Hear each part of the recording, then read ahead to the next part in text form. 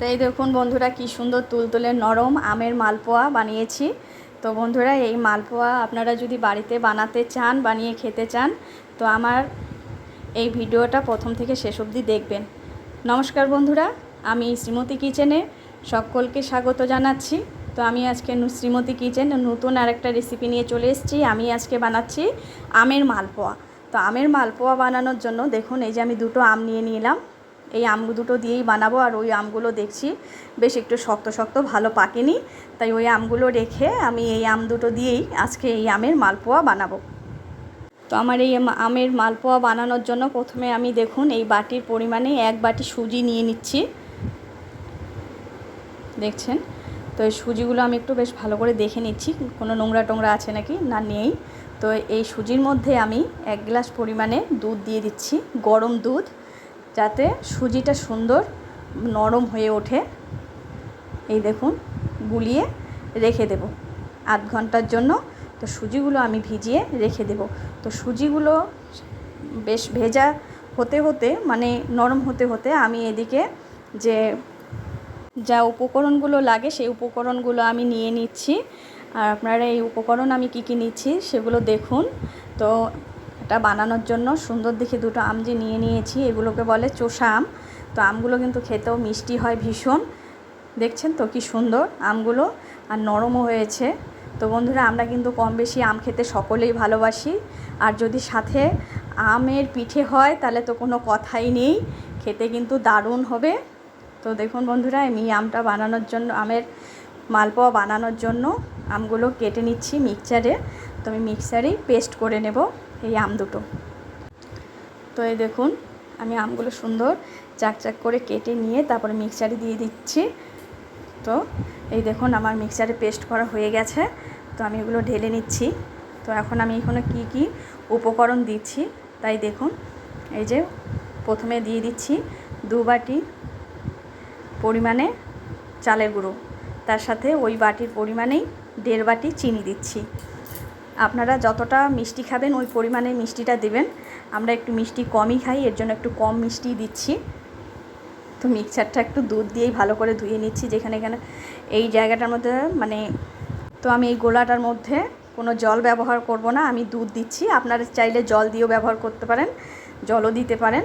তো এই দেখুন আমার সুজিটা কি সুন্দর নরম হয়ে, মানে ফুলে গেছে। দেখুন এই যে নরম হওয়া সেই সুজিগুলো এখানে দিয়ে সুন্দর করে মিশিয়ে মেখে নিচ্ছি। তো ভালো করে এইভাবে একটু ফেটিয়ে নিচ্ছি, কেননা আমি সুজিটা যেহেতু মিক্সচারে পেস্ট করিনি এর জন্য, আর চিনিটাও বেশ গলে যাবে। তো এইভাবে ভালো করে পেস্ট করে নিয়ে এই দেখুন যখন এই যে এইভাবে একটু একটু পড়বে, তখন আপনারা ভাবছেন যে এটা গোলানো হয়ে গেছে, এইটুকু পরিমাণে ঘন রাখবেন। তো আমি আধ ঘন্টার জন্য ঢেকে রেখে দিয়ে আমি আধ ঘন্টা পরে দেখুন আমি আবার চলে আসছি। দেখুন গোলাটা কি সুন্দর হয়েছে না, খুব সুন্দর হয়েছে কিন্তু। ঠিক এই যে এরকম এতটা ঘন রাখবে। এই তো আমি উনান ধরিয়ে দিয়েছি মালপোয়াগুলো বানানোর জন্য। তো আমার কড়াই গরম হওয়ার পরে আমি তেল দিয়ে দিয়েছি। তো এখন কীভাবে বুঝছি, এই দেখুন তেলের মধ্যে একটু ঢেলে দিয়ে দেখলাম 2-1 ফোঁটা গরম হয়েছে কি না। তো গরম হয়ে গেছে, এর জন্য আমি এখন একে একে সব মালপোয়াগুলো ভেজে নেব। তো এই দেখুন বন্ধুরা কি সুন্দর ফুলেছে মালপোয়াগুলো, খুব সুন্দর কিন্তু ফুলেছে না, দেখুন কি সুন্দর হচ্ছে। তো আপনারাও বাড়িতে এইভাবে ট্রাই করে দেখতে পারেন। এই দেখুন একে একে সব পিঠে কি সুন্দর একদম লুচির মতো ফুলে যাচ্ছে।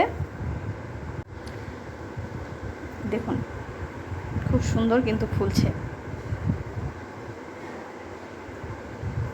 আমরা কম বেশি কিন্তু শীতের দিনেই পিঠে খেয়ে থাকি, এরকম গরমের দিনে সাধারণত পিঠা আমরা খাই না বাড়িতে বানিয়ে।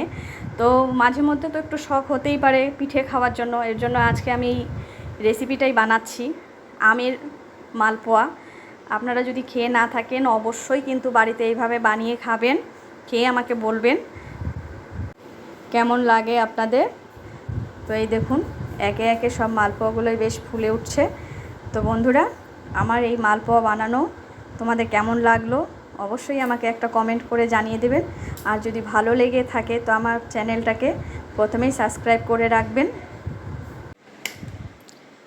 তো আমার এই ভিডিওগুলো যেন প্রথমেই আপনাদের সামনে চলে আসে, এর জন্য প্লিজ একটা সাবস্ক্রাইব করে দেবেন। তো এই দেখুন বন্ধুরা, আমার মালপোয়া খুব সুন্দর হয়ে গেছে।